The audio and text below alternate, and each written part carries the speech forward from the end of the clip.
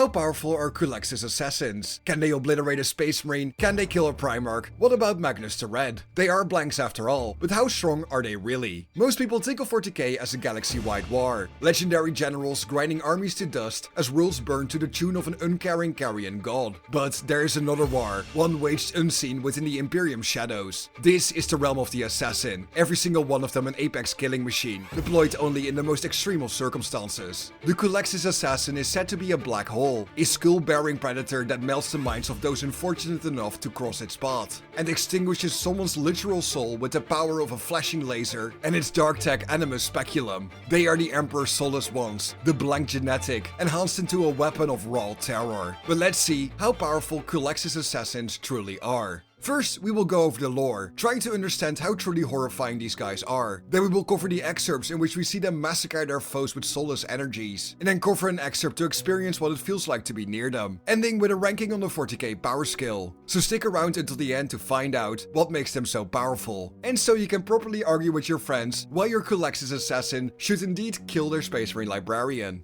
Before we get into the Culexus Assassin itself, we need to understand what blanks, psykers, and the warp really are. If you've been into 40k for a while, you will probably already know what all of this is, so I'll make it quick. In the Warhammer 40k universe, there are two opposed realities. One is the physical realm we live in, the other is the Immaterium, usually referred to as the warp. The warp, Immaterium or Sea of Souls is the emotional reflection of our reality. It is a realm of energy swirling, a deep sea of monsters and ancient gods that make it their domain. Every single living creature has a connection to the warp, usually through the form of a soul. Some have a stronger connection, allowing them to manipulate these warp energies and project them into our physical realm. These people/creatures are known as psykers. Now the opposite also happens. Instead of a connection to the warp, there is a black hole instead, the absence of a warp connection, and a negative imprint on the warp wherever this being passes. Of course, there is a whole spectrum of how strong these connections are in both directions. We have delta, gamma, beta, and alpha psykers at the top, and chi, psi, and omega at the bottom. Most people are within the range of rho and pi.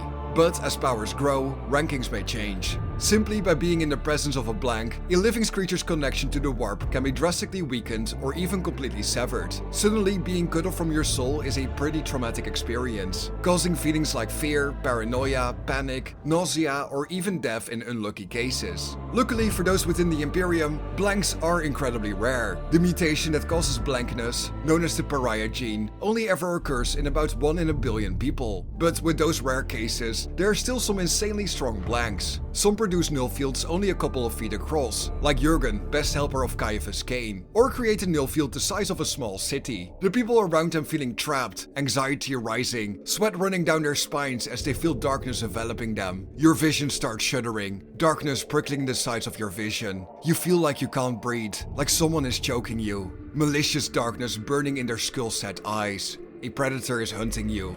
The Reaper of Souls has come, and there is nothing you can do.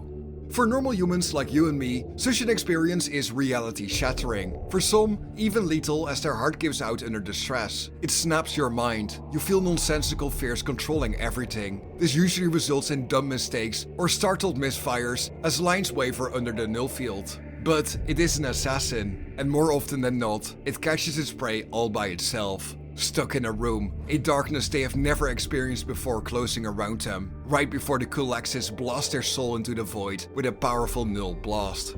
But most of those effects can be fixed. Once you step out of the null field, you'll be feeling fine again, and your fears will be gone, the emotions forgotten. But for psykers, they are not so lucky. Like I said before, upon entering a null field, the psyker will start to feel their connection to the Sea of Souls be severed, pains and cramps bringing them to their knees. Their organs misfire, and more often than not, a stroke is the least of their worries. Their nerves feel like they are on fire, and on certain occasions, they can even fall into a deep coma. This is what the Culexus Assassins were designed to do. They are incredibly powerful blanks trained in focusing their null fields, and becoming the Imperium's main anti-psyker assassin, with a gloriously high success rate. In simple terms, if a cult being led by a psyker is found, this monster enters, kills the psyker, and the shockwaves of fear washing over the rest of the cult is enough to make sure they never try it again. They are fear incarnate, a living aberration that moves unseen through the shadows of your worst nightmares, every step echoing forth waves of haunting dread and imminent death. It is said when they are deployed, they prefer to take their time. moving unseen through an enemy's base with unhurried pace, savoring the growing sensations of terror and disorientation until their enemies are reduced to frothing madmen.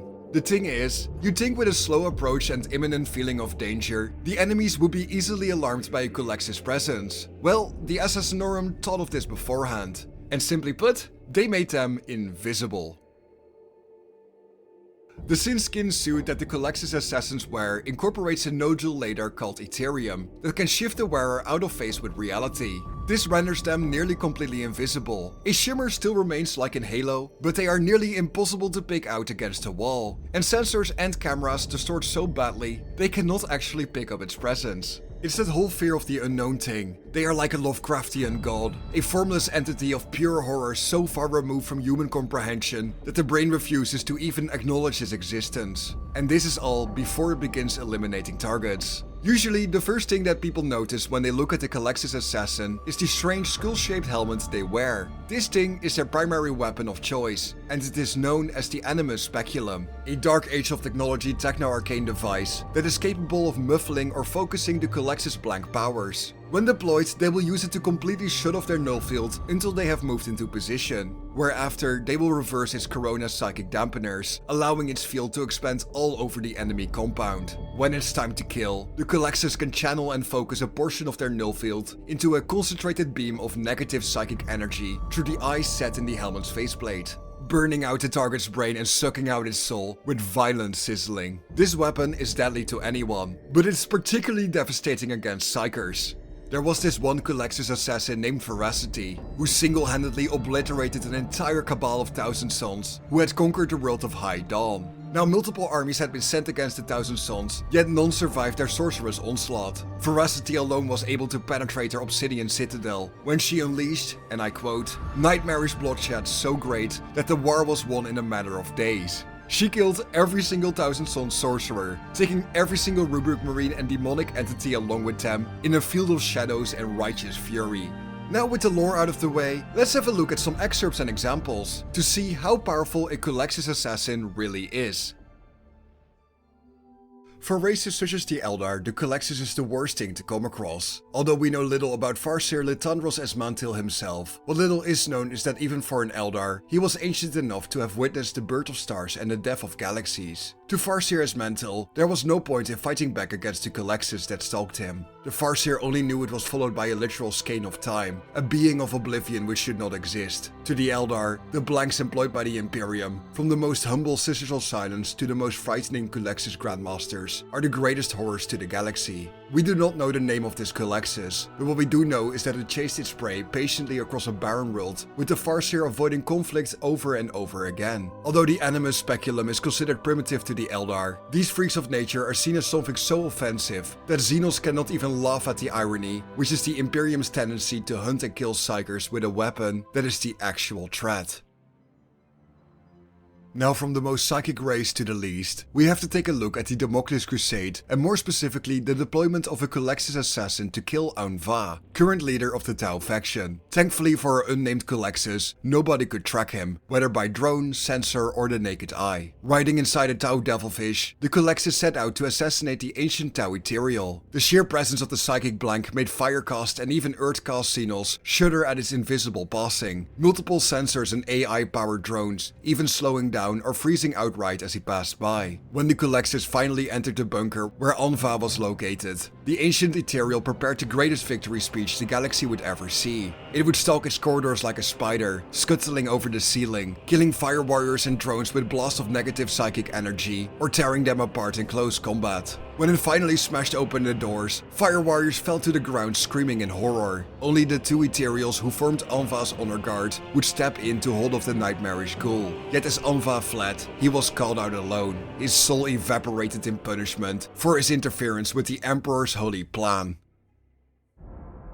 Within the Codex Astartes, the Primarch Rabut Gilliman was quoted to say, "An assassin does not stand and fight, an assassin flees to battle, to return and bring death when the guns are silent." These were the very same words used by Emperor's champion Ucalegon of the Imperial Fist when he came face to face with Lady Sincella, a Grandmaster of the Culexus Temple. During the confusion of the Battle of Opia, the Imperial Fist under Captain Lysander fought against elements belonging to the Officio Assassinorum, believed to be heretics. Ucalegon was a formidable warrior in his own right. Unlike the champions of the Black Templars, those of the Imperial Fist were required to earn their title rather than be given it through visions. In their brief encounter, Lady Sincella quickly showed why she was a Grandmaster, not only having read the Codex Astartes, but requiring no armaments to kill besides a simple power knife, a pretty red dress, and a thick iron collar around her neck. Her speed was too much for Ucalegon to track. One moment she was there, and the next she was behind him. Even before Ucalegon's blade moved, the assassin leapt off his back, stabbing him in his primary heart. The Culexus Grandmaster stepped over the fallen Astartes, but as he tried to grab her ankle, his hand was pinned to the stone pavement by an ordinary knife. She didn't even need her powered knife to penetrate his mastercrafted ceramite. Sincella got up and showed the Imperial Fist mercy, unwilling to rob the Imperium of such a gifted warrior. Ucalegon smirked and launched himself upwards, trying to tackle the mortal. Her iron collar disengaged, and the Astartes fell back to his knees, his soul slowly and painfully being crushed into a fine pulp. "I gift you your life again. Take care, you do not owe me too much," Sincella said, turning her collar back on. Ucalegon would never fully recover. So we have seen a Culexus kill multiple Xenos warlords, an Eldar Farseer, and even defeat a Space Marine without too much trouble. But what is it like to experience one? What does it feel like to actually be hunted by one?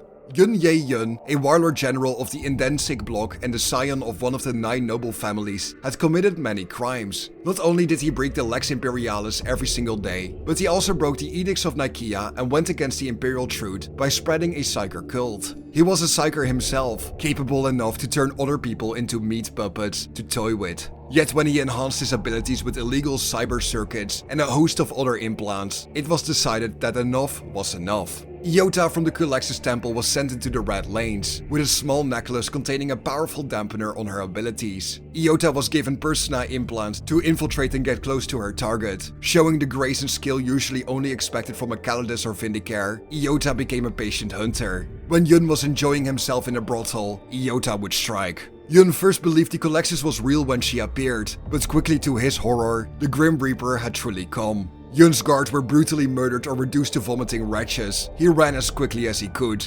Iota, however, managed to use an explosion to propel herself forward, catapulting into the vehicle Yun was using to flee. When Yun fought back, he was instantly disarmed. He stared the skull mask into the eyes. He begged for mercy. Iota leaned closer. "Kiss me," she whispered, leaning closer as Yun squirmed. The moment her metal lips touched his, her animus speculum reduced the warlord into nothing but ash. 2 weeks later, the entire cult would be found dead, the few survivors traumatized beyond recovery.